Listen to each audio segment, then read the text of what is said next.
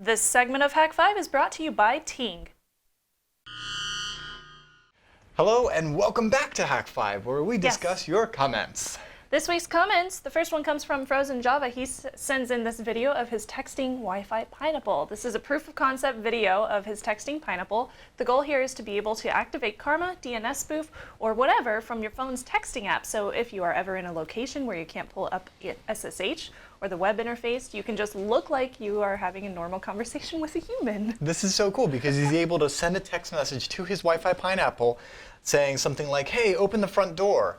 Or cool. Open the pod bay doors, or something pretty innocuous. I did not know that was possible. Using a little Python foo. That's awesome. Okay. So I'm only throwing this out there because Frozen Java actually gave me a call on my new public Ting phone. If you're on the Hak5 Darren video blog, you already know about the fact that my phone number is for everyone to text me and call me. Can I go get some coffee? Because that sounds delicious. After this, but thanks Frozen Java. And to anybody that's into the Wi-Fi Pineapple dev community stuff, this is a great proof of concept, and I would love to see it developed more out into, say, like a module. Yeah, because that would be awesome. That's I love really the cool. idea of texting your Pineapple and having it text you back. Very cool. That's so sweet.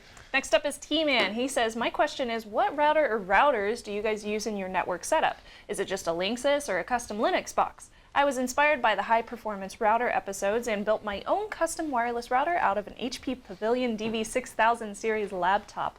I installed FreeBSD on it, configured it, and it's the best Wi-Fi router I've ever had. The specs of the box are a dual-core AMD Taurion 64-bit processor with 2 gigs DDR2 memory and an Atheros AR2425BG network card.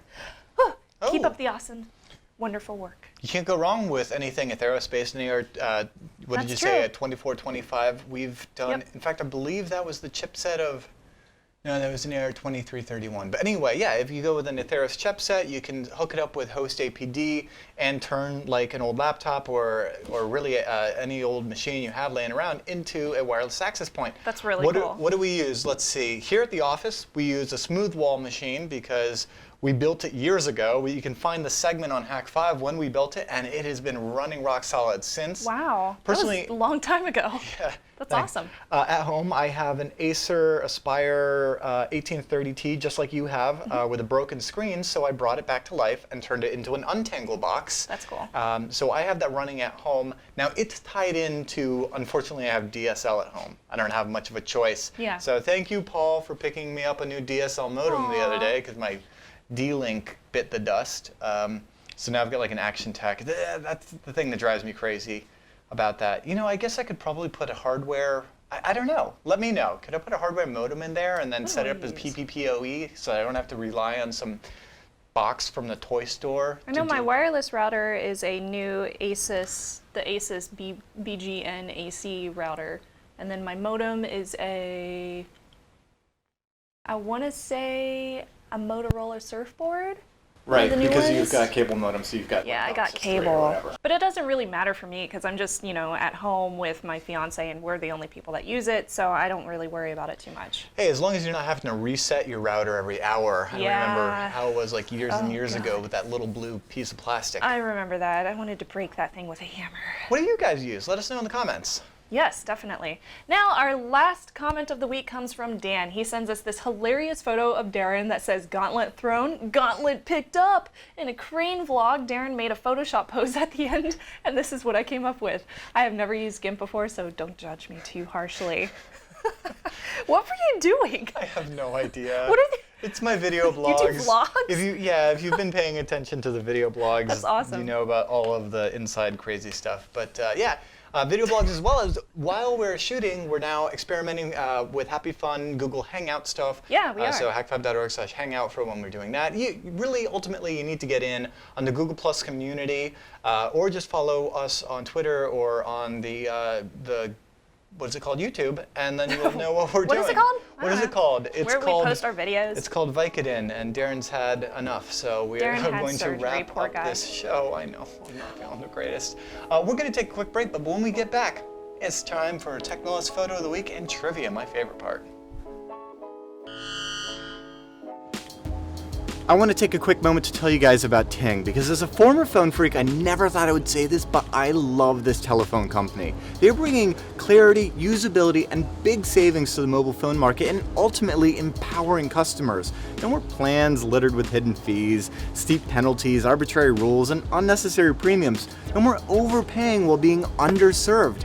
Ting is run by the coolest geeks up in Canada who got frustrated with the status quo, and they've built a service on the Sprint network to offer 4G LTE Android phones and helpful customer service. Seriously, you just call them up and they answer the phone. And most importantly, and the reason why I've switched over, my sister, my friends have switched over, is that they have fair and honest pricing. So you don't have to worry about plans or using too much or going over. Ting is different. Megabytes, minutes, messages, they're all billed separately. So if you use less than you expected, then you're credited. If you use more, then you're simply billed the appropriate amount. There's no penalties and premiums. So check this out, hak5.ting.com. Check it out, you'll see their online savings calculator.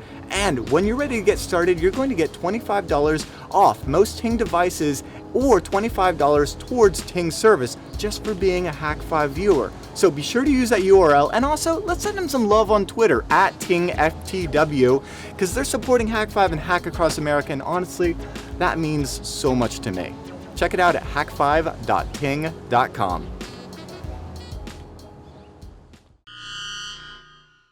It's time for the Technologist Photo of the Week. Yes! And it's not a photoshopped me. No! That's good. This is from Boost from Sweden. He sends us a photo of his work setup of his wireless link. It extends the network to a new office across the street. It's a 5 gigahertz micro-tick bridge taped to the box it came in, which is taped to the wall. There's another one across the street in our main office. It's been working for over expectations.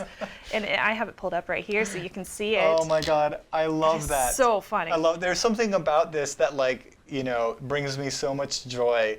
I don't know if it's like my LAN party youth and just like seeing like network cables duct taped to the ground and crazy ducting setups through the walls and whatnot. But I love that, and I hope that your network stays totally secure and rock solid. So. Yeah, it looks pretty rock solid right now. All right.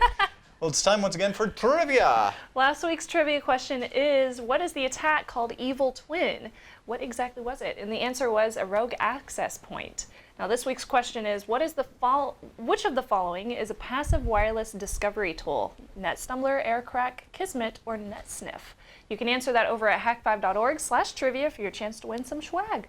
In fact, this week, if you go ahead and answer correctly the trivia question, you too can have your very own evil twin. You see what I just did there?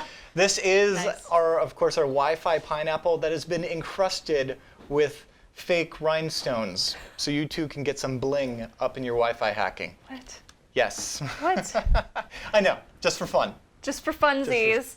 Now, we always value your feedback. You can email us, feedback@hak5.org. You can post in the comments or join our Google Plus community.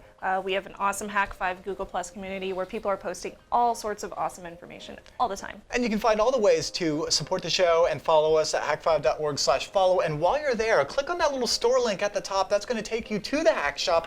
Even if you're not a winner of the blingin' Hak5 pineapple, you can just go ahead and buy yourself one.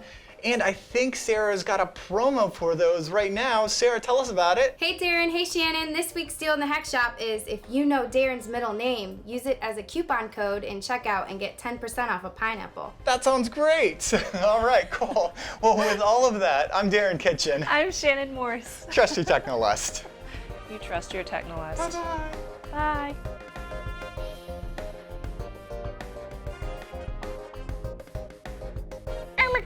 We should get some swoopy. Hello, welcome to my sorry. Oh, it is? Well, I'm under the influence of something. That makes sense. You know, engage.